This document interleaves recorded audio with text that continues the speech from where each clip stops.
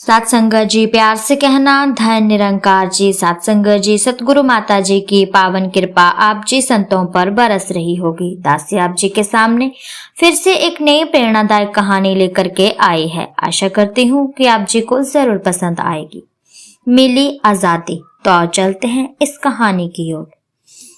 रंजन नटखट बालक था। उसका दोस्त था रमेश। एक दिन जब रंजन को पता चला कि रमेश के घर में बिल्ली ने 5 बच्चों को जन्म दिया है, तो उसके मन में एक योजना आई। वह रमेश के घर गया। भूरे रंग के बच्चे को रंजन ने क्या देखा, समझो उस बेचारे की तो शामत ही आ गई। एक शाम को रंजन रमेश के घर आया। उसने रमेश को पापा के साथ बाजार जाते हुए देख लिया था। जब रमेश घर आया तो उसने देखा कि बिल्ली मारी मारी सी इधर उधर म्याऊं म्याऊं करती परेशान घूम रही है, मानो किसी को ढूंढ रही हो। वह कभी अंदर जाती थी तो कभी बाहर आती थी, कभी पड़ोसियों की दीवारों पर चढ़ती और फिर उतरकर बच्चों के पास आ जाती। रमेश गैरेज में आया, देखा भूरा बच्चा गायब था। रमेश चिंता में पड़ गया। बड़ी विचित्र स्थिति पैदा हो गई। उसने पड़ोसियों के घरों में जाकर देखा, छत पर भी गया, लेकिन भूरा बच्चा नहीं मिला। बिल्ली के भूरे बच्चे को उठाकर लाने वाला रंजन भी था। रात पड़ ही गई थी। पहले तो रंजन ने मम्मी पापा को भूरे बच्चे के बारे में नहीं बताया था, क्योंकि वह दबे पांव बच्चे को लेकर दूसरी मंजिल पर चला गया था। उसके साथ खेलता रहा। कभी वह नीचे आता था, कभी ऊपर चला जाता था। मम्मी को उसकी ऐसी हरकत पर कुछ शक हुआ। मम्मी ने उसे खाना खाने के लिए आवाज दी, तब भी वह नहीं आया। मम्मी ने सोचा, आखिर ऐसी क्या बात है जो कई बार छत पर आ जा रहा है। मम्मी दबे पांव छत पर गई तो देखकर दंग रह गई। बिल्ली का एक भूरा बच्चा परेशान अवस्था में म्याऊं म्याऊं करता हुआ सीढ़ियां उतरने का बार बार प्रयास कर रहा था, लेकिन रंजन ने उसका रास्ता रोका हुआ था। रंजन ने उसे एक बाल्टी में डाल दिया। उसे डर था कि कहीं बच्चा नीचे ना आ जाए। अरे यह क्या! अचानक मम्मी की आवाज ने रंजन को चौंका दिया। रंजन की तो जैसे सिट्टी पिट्टी ही गुम हो गई। मम्मी मैं रंजन मैं करता रहा। वह अपनी बात पूरी न कर पाया।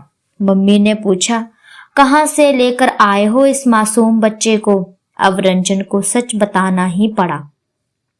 तब तक पापा भी ऊपर आ चुके थे। पापा ने भी रंजन की इस हरकत पर नाखुशी जाहिर की। पापा बोले, रंजन आपको पता है कि इसकी माँ की क्या अवस्था होगी।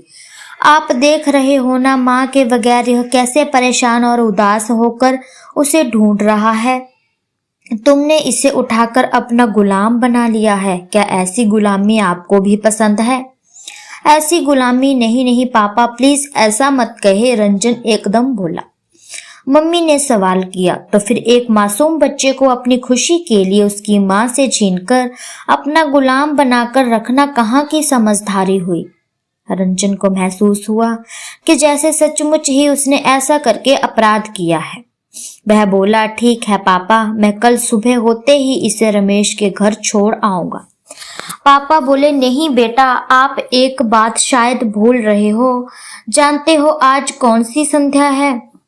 रंजन को जैसे एकदम याद आ गया, स्वतंत्रता दिवस की पूर्व संध्या। रंजन बोला, सॉरी मम्मी पापा, मुझसे बड़ी भूल हो गई थी। पापा चलिए अभी चलते हैं, मैंने अपनी गलती के लिए दोनों से क्षमा मांगनी है। मम्मी ने उत्सुकता से पूछा, दोनों कौन कौन? रंजन हंसता हुआ बोला, एक बिल्ली से और एक अपने दोस्त रमेश से। थोड़ी देर बाद पापा अपनी बाइक पर रमेश के घर की तरफ जा रहे थे। उनके पीछे रंजन अपने बगल में बिल्ली का भूरा बच्चा लिए बैठा हुआ था। तो साथ संगत जी, जैसे ही वे जाते हैं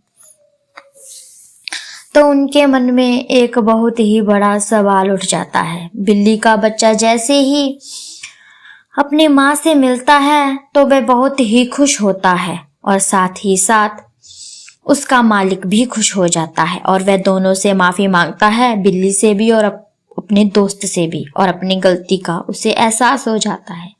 तो साथ संगत जी, हमें भी ऐसे ही अपनी छोटी छोटी गलतियों का एहसास हो जाए तो उस रंजन की तरह हम भी अपना जीवन संवार सकते हैं, जैसे कि उसे अपनी गलती का एहसास हो गया था।